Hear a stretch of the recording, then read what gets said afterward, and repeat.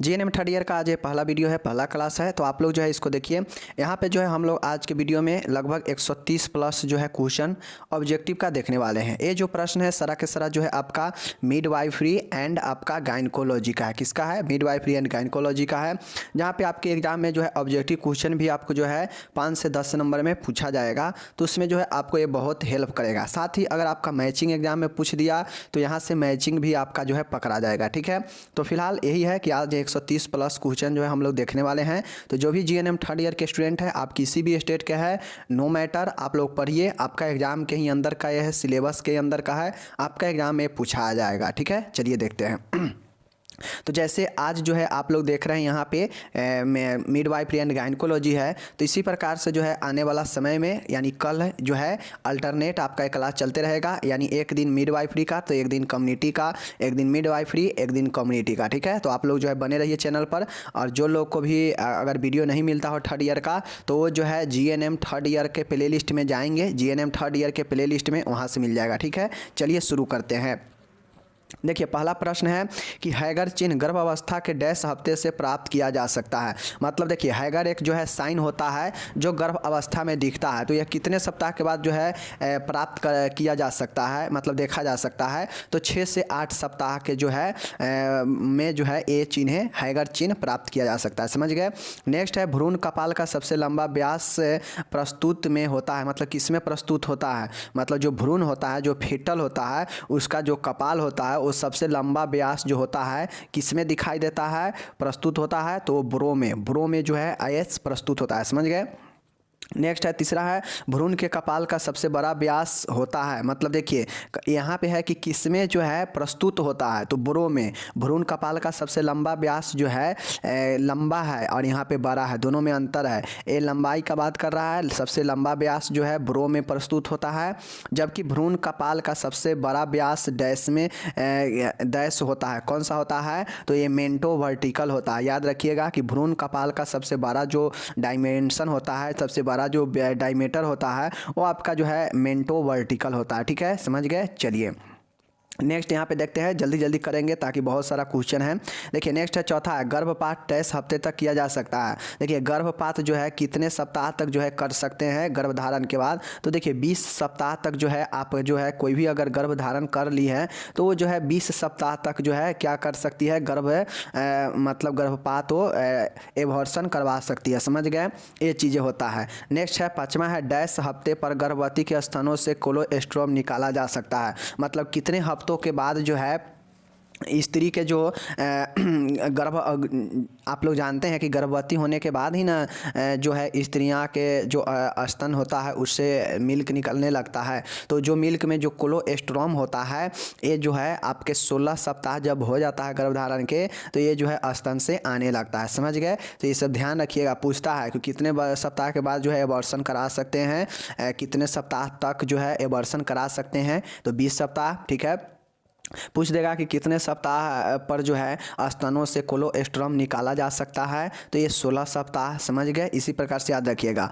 ऑक्सीपिंटो frontal व्यास dash होता है। देखिए ऑक्सीपिंटो फ्रंटल व्यास, ये जो है फ्रंटल है, ये आपका बच्चा के लिए बोल रहा है। तो जो ऑक्सोपिटो फ्रंटल व्यास होता है ये आपका 11.5 सेंटीमीटर होता है। याद रखिएगा ऑक्सीपिटो फ्रंटल व्यास 11.5 सेंटीमीटर। ठीक है, चलिए नेक्स्ट आपका यहाँ पे देखते हैं गर्भाशय की पीड़ा रहित संकुचन को क्या कहते हैं? देखिए जो गर्भाशय होता है, गर्भाशय की पीड़ा रहित संकुचन को क्या कहते हैं? मतलब जो बिना पेन के, विदाउट पेन के गर्भाशय में जो एस्टोनोसिस होता है, संकुचन होता है, उसको क्या बोलते हैं? तो इससे बोलते हैं ब्रैक्सटन हिक्स संकुचन। क्या बोलते हैं? ब्रैक्सटन हिक्स संकुचन, कॉन्ट्रैक्शन। समझ गए ना। तो याद रखिएगा कि बिना पेन को, बिना पीड़ा के अगर गर्भाशय में संकुचन होता है यूट्रस में तो उसे क्या बोलते हैं? ब्रैक्सटन हिक्स संकुचन बोलते हैं। ठीक है, इन सब का जो है आपका क्या बोलते हैं पीडीएफ या इमेज जो है आपको rmnursingblog.com पर जो है मिल जाएगा। डिस्क्रिप्शन में लिंक रहेगा, वहां से इसका जो है पीडीएफ डाउनलोड कर सकते हैं। ठीक है, चलिए नेक्स्ट देखते हैं। 8वां प्रश्न है अप्रशिक्षित दाई द्वारा गर्भपात कराने से डैश गर्भपात हो सकता है। देखिए, अगर कोई अनट्रेनेड अगर किसी दाई से, जो दाई होती है ना, आप लोग देखते हैं कि अनट्रेनेड अगर किसी दाई से, जैसे गांव वगैरह में होता है ना, जो दाई वगैरह होती है, अगर उससे जो है ये गर्भपात कराते हैं बिना उसके ट्रेनिंग के, वो कोई ट्रेनिंग नहीं है, तो उसको सेप्टिक हो सकता है, मतलब जो है उसको संक्रमण हो सकता है। समझ गए। नेक्स्ट है 9वां है, कम वजन शिशु का वजन 10 ग्राम से कम होता है। देखिए, 2.5 किलोग्राम से अगर कम होता है, 250 ग्राम, देखिए 2500 ग्राम है, केजी में कहेगा तो कितना हो जाएगा, 2.5 केजी हो जाएगा। समझ गए। तो इतना केजी से कम होता है तो वो कम वजन लो बर्थ बेबी के अंतर्गत आता है। समझ गए। चलिए नेक्स्ट आपका देखिए 10 है, 20वें सप्ताह में भ्रूण का वजन कितना होता है। देखिए 20वें सप्ताह में जो है भ्रूण का वजन कितना होता है, 400 ग्राम होता है। 400, मात्र आधा किलो से भी कम होता है, 400 ग्राम होता है। समझ गए ना, समझ सकते हैं। और ये 20 सप्ताह है, तो ये 20वें वीक तक जो है आप एबॉर्शन कोई करा सकती है, उसके बाद जो है ये अब नहीं हो सकता है, उसके बाद दिक्कत हो जाता है। समझ गए। तो एबॉर्शन का जो ऊपर हम लोग देखे हैं तो 20 सप्ताह था, और 20वें सप्ताह में जो भ्रूण होता है फेटल जो है उसका 400 ग्राम का जो है वजन हो जाता है। समझ गए। ये सब बहुत इंपॉर्टेंट प्रश्न है। 11 है, अपरा का भार भ्रूण के भार का कितना भाग होता है। देखिए, जो अपरा होता है, अपरा जो है, अपरा का भार जो है फीटल यानी भ्रूण के भार का कितना भाग होता है। तो अगर मानिए भ्रूण अगर जो है भ्रूण अगर मानिए 2 केजी का है, तो इसका जो है 1% जो है कितना होगा, इसका 1% जो है आपका कितना हो जाएगा, 1% भाग जो होता है वो अपरा का भाग होता है। समझ गए। नेक्स्ट है आपका 12 नंबर है, समय से पूर्व झिल्ली फटने से डैश होने का अधिक खतरा होता है। देखिए, समय से पूर्व अगर झिल्ली जो है यूट्रस में जो होता है, अगर वो झिल्ली फट जाता है समय से पहले, तो उसमें जो है संक्रमण इन्फेक्शन होने का खतरा होता है। ठीक है। चलिए नेक्स्ट आपका देखिएगा यहाँ पे 13 है, तीसरी तिमाही में होने वाली पीड़ा रहित योनि रक्तस्राव को क्या कहते हैं। देखिए आपसे पूछेगा कि तीसरी तिमाही में होने वाले पीड़ा रहित मतलब पीड़ा रहित बिना पीड़ा के योनि से रक्तस्राव को। देखिए तीसरे तिमाही में जब योनि से बिना दर्द के, बिना पीड़ा के जो है रक्तस्राव हो, ब्लीडिंग हो, तो उसको क्या बोलते हैं, प्लेसेंटा प्रीविया बोलते हैं। और प्लेसेंटा प्रीविया के ऊपर जो है लॉन्ग क्वेश्चन भी बनता है, और ये VVI है, आप लोग इसको देख लीजिएगा। प्लेसेंटा प्रीविया के ऊपर लॉन्ग क्वेश्चन, ठीक है। तो आपसे पूछे जाएगा कि तीसरे तिमाही में जो है बिना पेन के साथ अगर ब्लड होता हो तो उसे प्लेसेंटा प्रीविया बोलते हैं। ठीक है। ओके। चलिए 14 नंबर है, श्रोणि डैश हड्डियों से मिलकर बनता है। जो पेल्विक होता है, जो श्रोणि है, किस हड्डियों से मिलकर बनता है, कितने हड्डियों से, तो 4 हड्डियों से मिलकर बनता है, याद रखिएगा। ठीक है। 15 है, प्रसव की तिथि को डैश कहते हैं। मतलब जो प्रसव होने वाला हो उस तिथि को हम लोग क्या बोलते हैं, तो expected date of delivery, EDD बोलते हैं।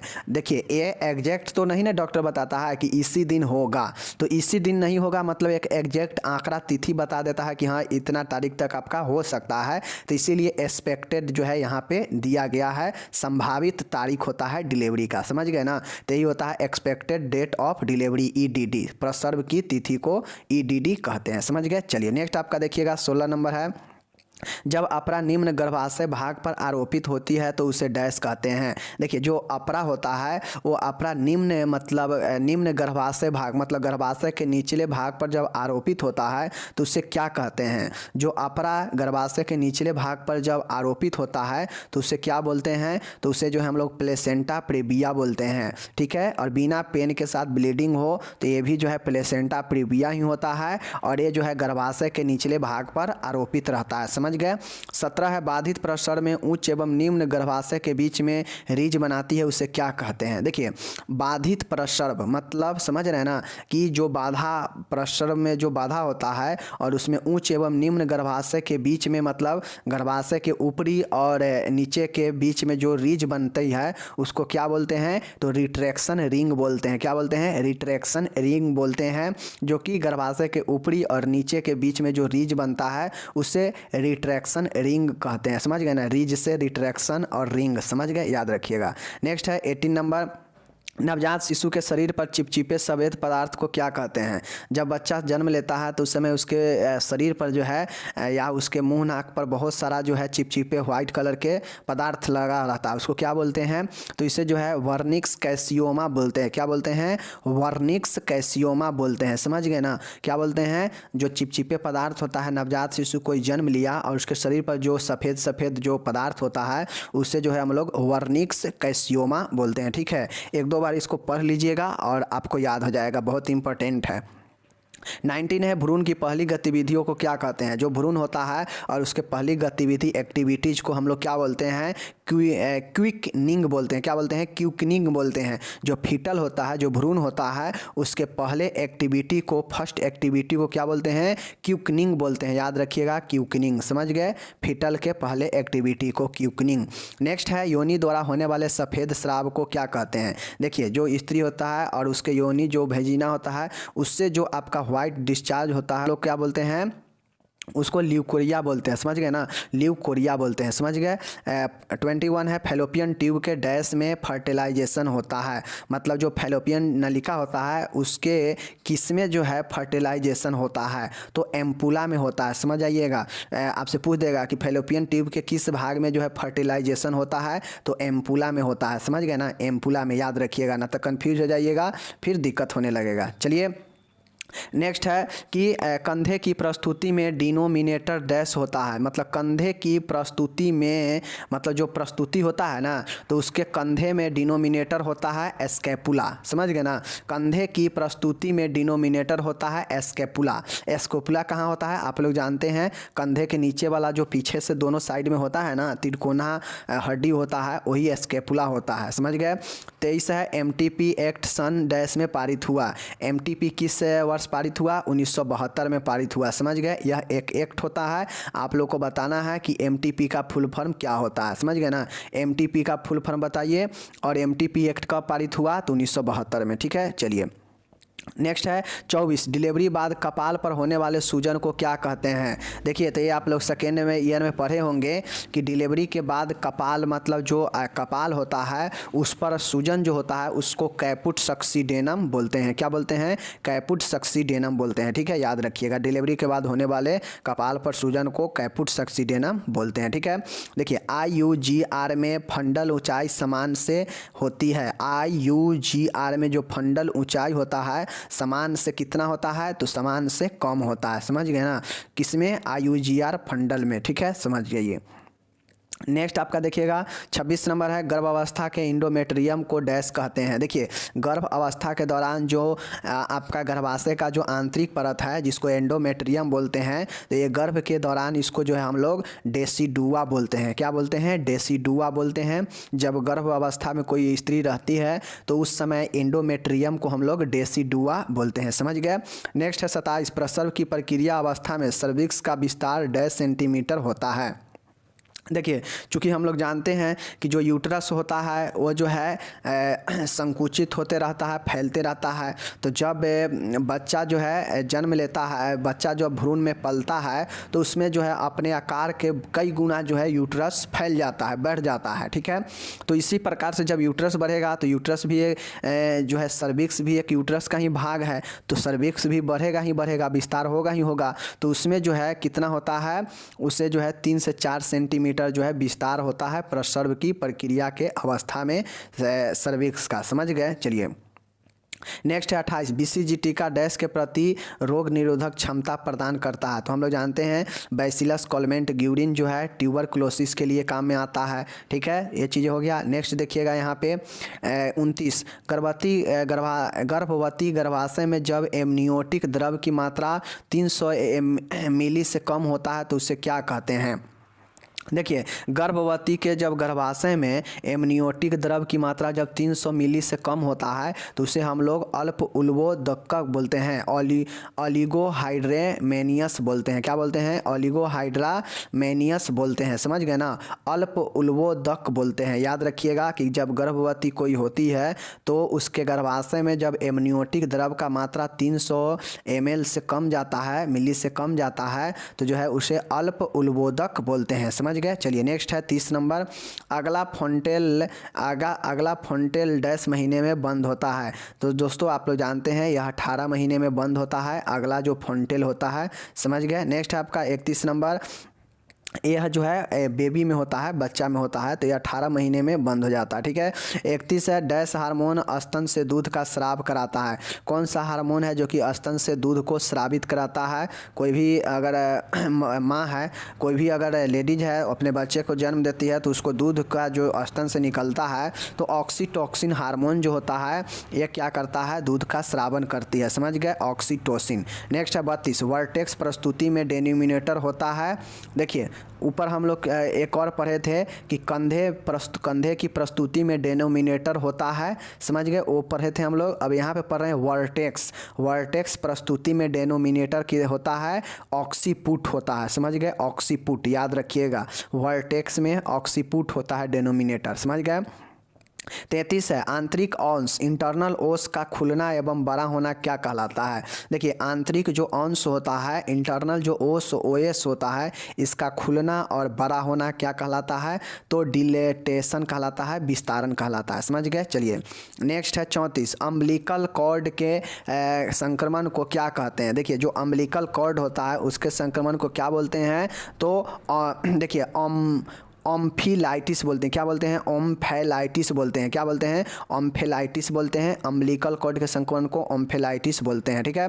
35 है, मुंह की प्रस्तुति में डेनोमिनेटर होता है मेंटम। देखिए अभी तक 3 जो है हम लोग डेनोमिनेटर पढ़ चुके हैं कि किसके किसके प्रस्तुति में। एक अभी ऊपर देखे हैं कि वर्टेक्स के प्रस्तुति में डेनोमिनेटर, कंधे की प्रस्तुति के डेनोमिनेटर, और यहाँ पे मुंह का जो है डेनोमिनेटर है। वर्टेक्स वाला में ऑक्सीपुट था, ठीक है, मुंह वाला में मेंटम है, ठीक है, याद रखिएगा। पूछ देगा कहीं कि बताइए फलाने के प्रस्तुति में डेनोमिनेटर, तो आप कंफ्यूज मत कीजिएगा, ठीक है।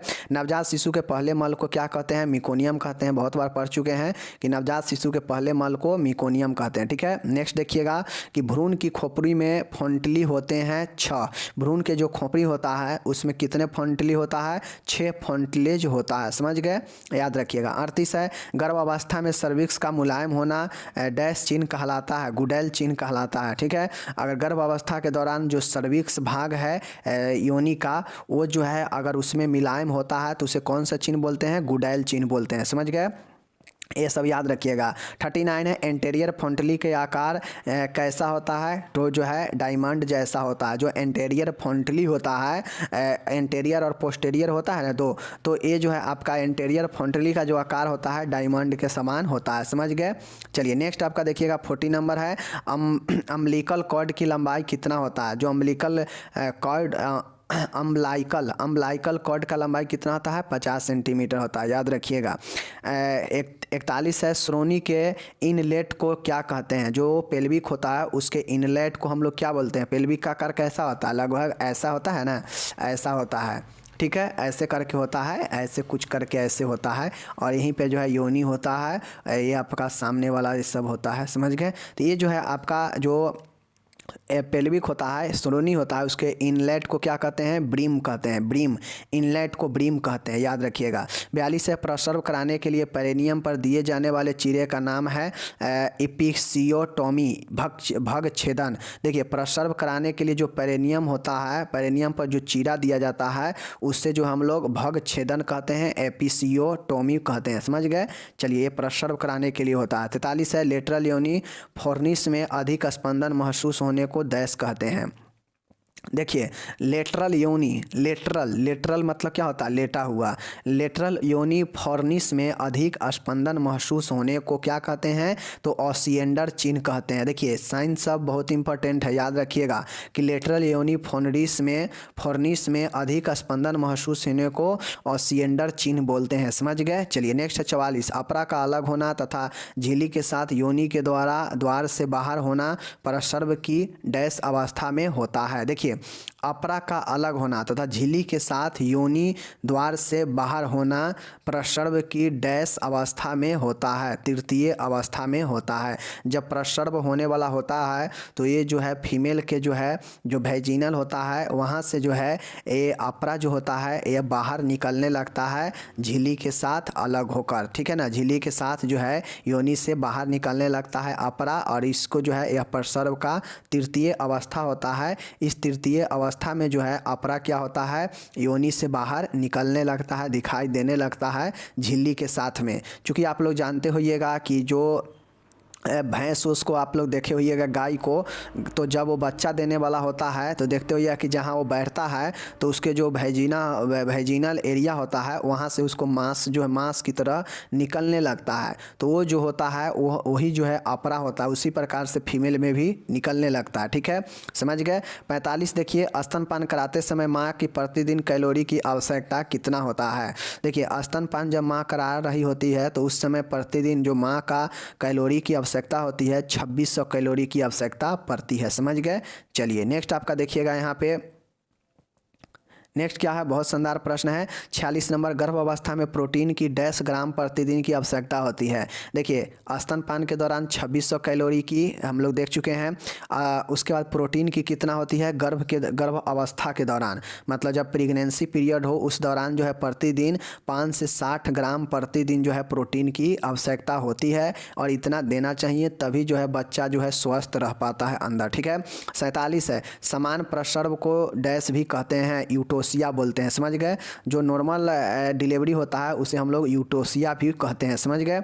नेक्स्ट है 48 है, ओवुलेशन के बाद ग्रेफियन फॉलिकल को डैश कहते हैं। जो ओवुलेशन होता है, जो आपका ओवुलेशन होता है उसके बाद जो ग्रेफियन फॉलिकल होता है उसे हम लोग कार्पस लूटियम बोलते हैं। क्या बोलते हैं? कार्पस लूटियम बोलते हैं। आप लोग जानते होइएगा कार्पस लूटियम क्या होता है। यह ओवुलेशन के बाद जो है ग्रेफियन फॉलिकल को कार्पस लूटियम कहते हैं, समझ गए। चलिए नेक्स्ट आपका देखिएगा यहाँ पे 49 है, फैलोपियन ट्यूब की सूजन को क्या कहते हैं। फैलोपियन जो ट्यूब होता है उसमें सूजन हो जाता है, उसको क्या बोलते हैं? सेल्फिनजाइटिस बोलते हैं। क्या बोलते हैं? सेल्फिनजाइटिस बोलते हैं। फैलोपियन ट्यूब में इन्फ्लामेशन या सूजन को सेल्फिनजाइटिस बोलते हैं।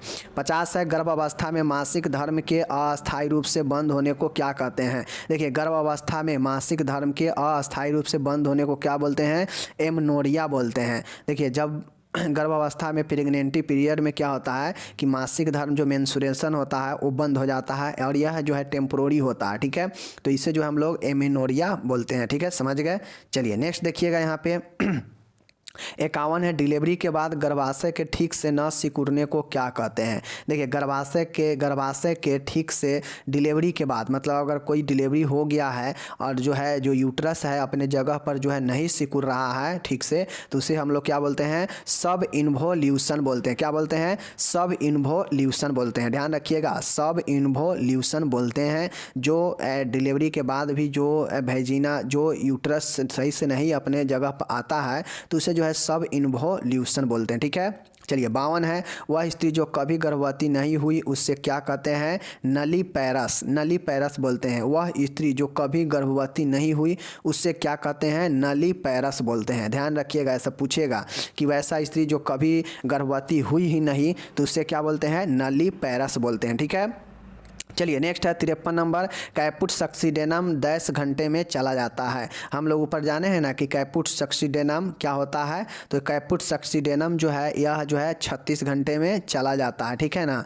54 है कि गर्भ अवस्था में लौह की आवश्यकता कितना मिलीग्राम होती है। मतलब जब गर्भ होता है उस समय जो है जो स्त्रियाँ होती है उसे लौह तत्वों की बहुत ज़्यादा ज़रूरी होती है, क्योंकि उसको जो है शरीर में बहुत ज़्यादा जो है थकान महसूस होने लगता है, कमजोरी आने लगता है, तो लौह आवश्यकता पड़ता है। तो इसके लिए 40 mg की आवश्यकता पड़ती है, समझ गए। चलिए नेक्स्ट आपका नेक्स्ट देखिएगा 55, प्रसव के बाद 2 से 3 सप्ताह तक योनि से निकलने वाले तरल को क्या कहते हैं? लोकिया कहते हैं। देखिए प्रसव हो गया है, डिलीवरी हो गया है, डिलीवरी होने के 2 से 3 सप्ताह तक जो है स्त्रियों के जो योनि होता है, वेजिना होता है, उससे तरल पदार्थ जो है निकलते रहता है कभी कभी, तो उससे जो हम लोग लोकिया बोलते हैं, समझ गए। चलिए नेक्स्ट है 56, ORS का घोल डैश में पिलाया जाता है, निर्जलीकरण में, डिहाइड्रेशन में, समझ गए। 57 है, ब्रीच प्रस्तुति में डेनोमिनेटर डिनोमिनेटर होता है। देखिए फिर से आ गया, कंधे का डिनोमिनेटर था, उसके बाद मस्तिष्क का डिनोमिनेटर था, अलग अलग डिनोमिनेटर था। तो इसी प्रकार से अब ब्रीच का प्रस्तुति में डिनोमिनेटर पूछ रहा है तो सैक्रम होता है, सैक्रम होता है जो कि ब्रीच के प्रस्तुति में होता है। समझ गए। 58 है, जन्म देने की प्रक्रिया को क्या कहते हैं? जन्म देने की प्रक्रिया को क्या कहते हैं? पार्चुरेशन बोलते हैं। क्या बोलते हैं? पार्चुरेशन, पार्चुरेशन बोलते हैं, पार्चुरेशन बोलते हैं जन्म देने की प्रक्रिया को। ठीक है, चलिए नेक्स्ट आपका देखिएगा 59 है, 150 ml से अधिक लाइकर होने की स्थिति को क्या कहते हैं? देखिए 150 ml से अधिक लाइकर होने की स्थिति को क्या कहते हैं? अति उल्बोधकता कहते हैं, पॉलीहाइड्रेमिनियस बोलते हैं। ऊपर हम लोग देखे हैं ना, तो ऊपर जो है हम लोग अल्प उल्बोधकता देखे हैं ना, अब यहाँ पे क्या है कि 150 ml से अधिक लाइकर होने की स्थिति को अति उल्बोधकता कहते हैं। समझ गए। चलिए 60 है, प्रसव के 12वें दिन लोकिया का रंग जो है होता है सफ़ेद होता है। अब ये लोकिया क्या होता है? लोकिया अभी ऊपर हम लोग पढ़े हैं कि 2 से 3 सप्ताह मतलब प्रसव के बाद डिलीवरी के 2-3 सप्ताह बाद भी जो तरल पदार्थ योनि से निकलता है उसी को हम लोग लोकिया बोलते हैं। ये जो लोकिया होता है 12वें दिन जो है सफ़ेद होता है, सफ़ेद रंग का होता है। ठीक है, चलिए नेक्स्ट देखिएगा आप। नेक्स्ट यहाँ पे देखिए कि अपरा की समान लंबाई 10 सेंटीमीटर होती है। जो अपरा होती है, अपरा की समान लंबाई कितना होता है? तो 15 से 20 सेंटीमीटर है। और अपरा हम अभी बताए हैं कि अपरा जो है गर्भ अवस्था के दौरान योनि से बाहर झिल्ली के साथ अलग होकर योनि से बाहर निकलने लगता है, मतलब एक मांस के रूप में, और इसका जो लंबाई होता है 15 से 20 सेंटीमीटर होता है। समझ गए। 62 है, गर्भ अवस्था के 12वें हफ्ते में गर्भाशय का आकार कैसा होता है? देखिए गर्भ अवस्था के 12वें हफ्ते में गर्भाशय का आकार मतलब यूट्रस का आकार कैसा होता है? 12वें वीक में गर्भ जो है जो यूट्रस है उसका आकार कैसा होता है? तो भ्रूण कपाल, फीटल स्कल। ठीक है ना। गर्भ अवस्था के 12वें हफ्ते में गर्भाशय का आकार भ्रूण कपाल, फीटल स्कल जैसा होता है, मतलब भ्रूण का जो कपाल होता है उसके जैसा होता है। समझ गए। 12वें सप्ताह में मतलब समझ सकते हैं कि भ्रूण का कपाल कितना रहता होगा, भ्रूण का कपाल कितना रहता होगा समझ सकते हैं, उसी आकार का हो जाता है। समझ गए। 63 है, भ्रूण का वह भाग जो आंतरिक अंश के समीप रहता है। अभी हम लोग ऊपर पढ़े हैं इंटेल अंश पढ़े हैं ना, तो यही जो है आंतरिक अंश के जो समीप रहता है भ्रूण का वह भाग कौन सा है? तो प्रस्तुति भाग, प्रीजेंटिंग पार्ट प्रस्तुति भाग जो होता है भ्रूण का, वो जो है आंतरिक अंश के समीप होता है, नज़दीक होता है। ठीक है, चलिए नेक्स्ट देखिएगा यहाँ पे 64 नंबर है, गर्भ अवस्था में अत्यधिक उल्टी होने को क्या कहते हैं? गर्भ अवस्था के दौरान अगर किसी स्त्री को अत्यधिक उल्टी हो रहा है तो उसे जो है हाइपर एमीमियस ग्रेविडेरम कहते हैं। समझिए क्या बोलते हैं? हाइपर एमिसिस ग्रेविडेरम बोलते हैं। याद रखिएगा, अगर गर्भ अवस्था के दौरान अगर किसी स्त्री को अत्यधिक उल्टी हो रहा है तो उसे जो है हम लोग क्या बोलते हैं? हाइपरमेसिस, क्या बोलते हैं? हाइपरमेसिस ग्रेविडेरम बोलते हैं। समझ गए, याद रखिएगा। 65 है, अपरा का समान वजन कितना ग्राम होता है? तो 55 ग्राम होता है। याद रखिएगा, अपरा का समान वजन जो है 55 ग्राम होता है। समझ गए। नेक्स्ट है 66, निषेचित अंडे का गर्भाशय से बाहर आरोपण कहलाता है। देखिए ये जो होता है निषेचित जो अंडा होता है, जो फर्टिलाइजेशन जो अंडा होता है, अगर यूट्रस में किसी कारण से अगर यूट्रस में जो है वो नहीं आरोपण हो रहा है, नहीं विकास हो रहा है, तो उसे जो है आरोपण कहाँ किया जाता है? उससे जो है फैलोपियन ट्यूब में जो है किया जाता है। क्या चीज़? फैलोपियन ट्यूब में जो है उसे आरोपण किया जाता है और उसे जो है एकोप्टिक प्रेगनेंसी कहते हैं, एकोप्टिक प्रेगनेंसी बोलते हैं। ठीक है। और देखिए एकोप्टिक प्रेगनेंसी को जो है 5 नंबर में क्वेश्चन एक बार पूछा गया था कि एकोप्टिक प्रेगनेंसी होता क्या है। ठीक है ना। एक्टोपिक जो प्रेगनेंसी है, एक्टोपिक प्रेगनेंसी क्या होता है पूछा गया था। तो एक्टोपिक प्रेगनेंसी वो प्रेगनेंसी होता है जिसमें जो नॉर्मल जो यूट्रस में जो गर्भाशय में जो आपका अंडा जो निषेचित होता है ना, समझ गए, तो ये जो है कहाँ होता है, इससे जो है गर्भाशय से बाहर आरोपण किया जाता है, समझ गए ना। निषेचन होने फैलोपियन ट्यूब में जो आपका निषेचन होता है तो उसके बाद कहाँ जाता है, अंडा कहाँ जाता है, तो अंडा यूट्रस में ही न जाता है, यूट्रस में ही न भ्रूण पलता है। तो ये जो है आपका वहाँ नहीं पलकर इससे जो है यूट्रस के बाहर जो है किसी स्थान पर आरोपित किया जाता है, उसी को एक्टोपिक प्रेगनेंसी कहते हैं, समझ गए। चलिए, तो आज जो है हम लोग 66 क्वेश्चन देखे हैं। टोटल 130 प्रश्न है, 130 प्रश्न है, कराएंगे तो बहुत ज़्यादा समय हो जाएगा और आप लोग बोर्ड भी फिल करने लगेंगे, इसलिए आज पहला वीडियो है।